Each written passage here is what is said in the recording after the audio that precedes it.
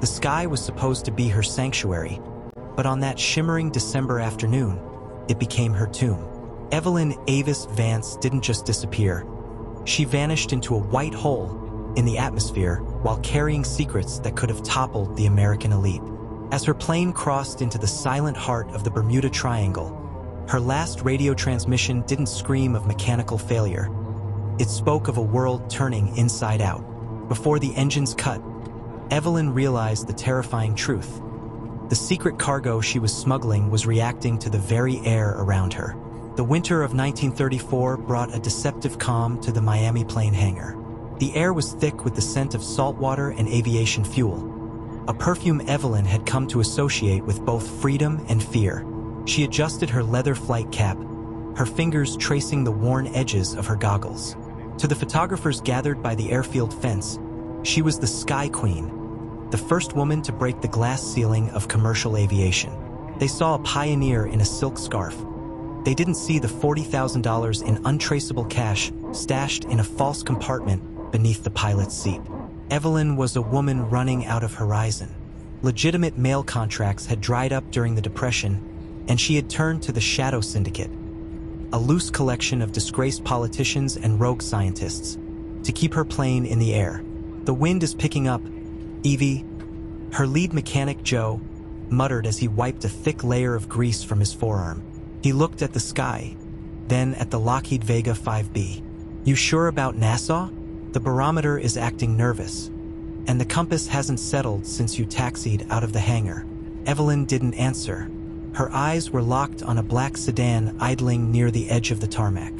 A man in a tailored charcoal suit stepped out, holding a lead-lined briefcase with a reinforced steel handle.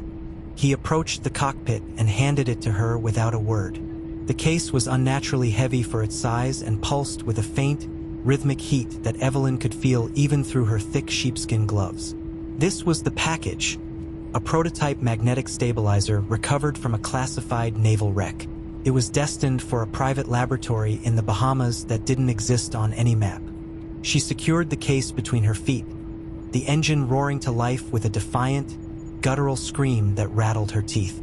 As she pulled back on the yoke, the Florida coastline fell away, dissolving into a hazy memory of palm trees and concrete. Beneath her, the Atlantic stretched out like a sheet of hammered cobalt. 90 minutes into the flight, the world began to fray. It started with the cockpit instruments. The needles on the altimeter began to twitch rhythmically, mimicking the pulsing heat of the briefcase. Then the compass failed. It didn't just drift. It began to spin with such violent velocity that the needle became a silver blur. Evelyn tapped the glass, but the instrument was dead, its magnetic internal components seemingly fused by an external force. "Nassau Tower, this is Vance," she crackled into the radio. Her voice was steady, but the pitch was rising. "I'm experiencing total instrument failure. The sun, I can't find the sun, Nassau. There's a glare coming from the water that's blinding me." The radio operator's voice came through as a distorted hiss, sounding like it was traveling through miles of water. "Vance, we have you on the radar, but your position is flickering. You're jumping coordinates. Ground speed is clocked at 400 knots. That's impossible for a Vega. Turn back to Miami immediately." "I can't turn," Evelyn whispered. The air outside the cockpit window had thickened, turning from transparent oxygen into a swirling, milky substance. It was the electronic fog, a phenomenon reported by mariners for centuries in this specific patch of the sea. It tasted like copper on her tongue and made the fine hairs on her arms stand upright. She was now over the 24th parallel, the treacherous, silent heart of the Bermuda Triangle. The lead-lined briefcase began to hum, a low-frequency vibration that resonated through the airframe until the entire plane seemed to sing. Outside, the ocean was no longer blue. It had turned an iridescent, luminescent white, glowing with an internal light that cast no shadows. The horizon line vanished completely, leaving Evelyn suspended in a void where up and down had no meaning. Suddenly, the day turned to night, but not the darkness of a storm. The sky above her turned a deep, bruised violet, and stars began to flicker into existence. Vast, cold constellations that didn't belong to any North American chart.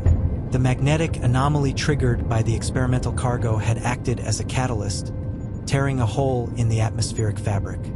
"They're here," Evelyn said into the dead radio, her voice sounding hollowed out and peaceful. "The ones from the white. They've been waiting for the key."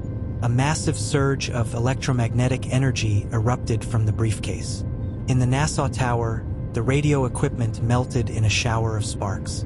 The last sound recorded was a deep, resonant boom, like a great bell tolling in the middle of the ocean, followed by a silence so absolute it felt like the end of time. For months, the U.S. Navy conducted the most exhaustive search in history. They found nothing.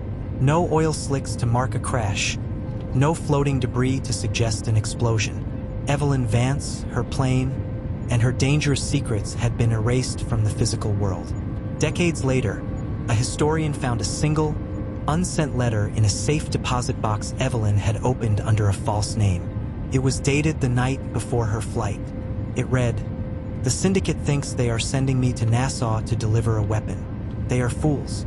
They don't realize this briefcase isn't a bomb. It's a doorway. I'm not going to the Bahamas. I'm going to the only place where the men in charcoal suits can't reach me. I am going to become a ghost before they can make me a martyr." Evelyn Vance remains the patron saint of the lost. Whether she was a victim of a scientific accident or a brilliant fugitive who used the Earth's natural mysteries to stage the ultimate exit, she remains the woman who conquered the sky and then left it behind forever.